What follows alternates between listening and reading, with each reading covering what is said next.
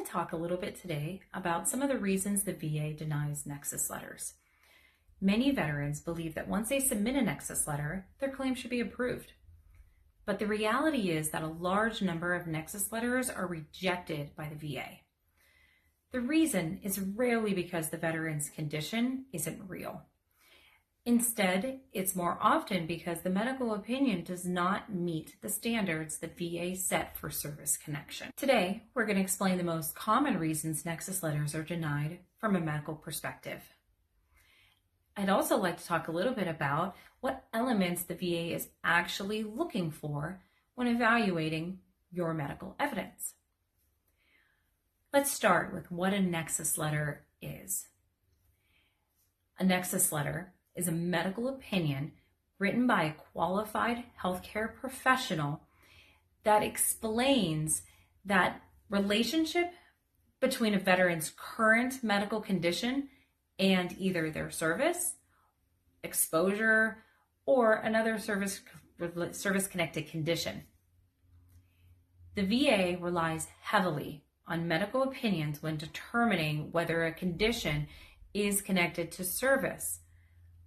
However, the opinion must meet specific evidentiary standards. The key phrases that often appear in an opinion include at least likely, it is as least as likely as not, the veteran's condition was caused or aggravated by their military service. More likely than not could also be used, but in my opinion, it's a more rare phrase. These phrases reflect a legal and medical threshold used by the VA known as the 50% probability standard.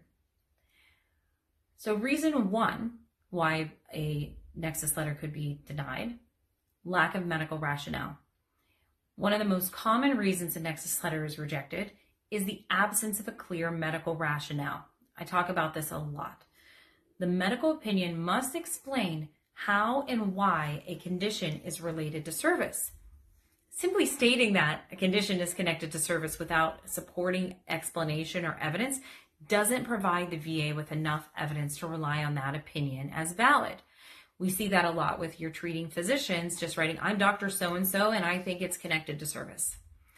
A proper rationale typically includes a review of the medical history. It's important for you to outline what the medical opinion is based on, a discussion of the relevant risk factors, and medical literature or established scientific understanding to support that. You're not just saying, "I'm Dr. So-and-so and I believe this." You're going to want to explain that biological or physiological connection between the conditions. And without that reasoning, the medical opinion carries limited evidentiary weight. Second reason: failure to address alternative causes. You can say all you want that this is connected to service and here's something to support it, but if you don't rule out other possible causes, it may not carry as much weight. So there are multiple conditions have many possible causes, and you have to account for that. For example, hypertension may be influenced by genetics, lifestyle, stress, other diseases. Sleep apnea can involve anatomical factors, by the way your anatomy in your throat is, weight, neurological control of breathing. And so when a medical opinion fails to acknowledge these other possibilities, the VA may determine that the opinion is incomplete or carries less weight, less probative value. A thorough medical opinion should explain why the service-related factor is medically significant despite other possible contributing factors. That's something we do at MRBY. We consider all contributing factors. Some of them may be service-connected, some of them may not be. Reason 3, insufficient review of records. An issue can occur when an opinion does not appear to be based on comprehensive review of the veteran's medical records. The VA examiners often have access to the full veteran claim file, which can include service treatment records, private medical records, buddy statements, personal lay statements, physical exams, private medical documentation. So there's a whole list of things that this can include. Prior VA decision letters, And if that private medical opinion does not demonstrate awareness of these records or a sufficient amount of these records, the VA may consider that opinion less persuasive. Reason 4, lack of medical literature or established mechanisms.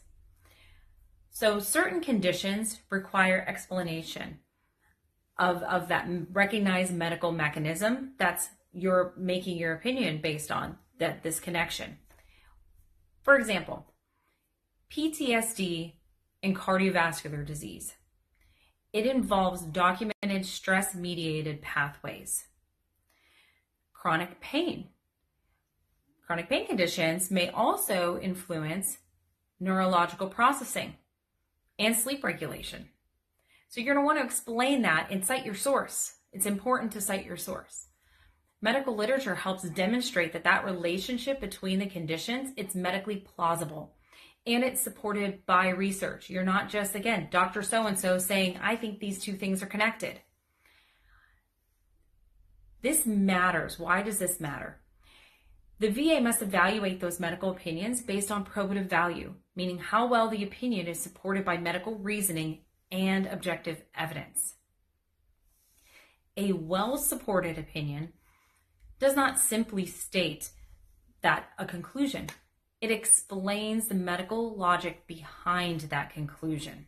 To sum this all up, understanding how the VA evaluates medical evidence can help veterans better understand the decisions made in their claims.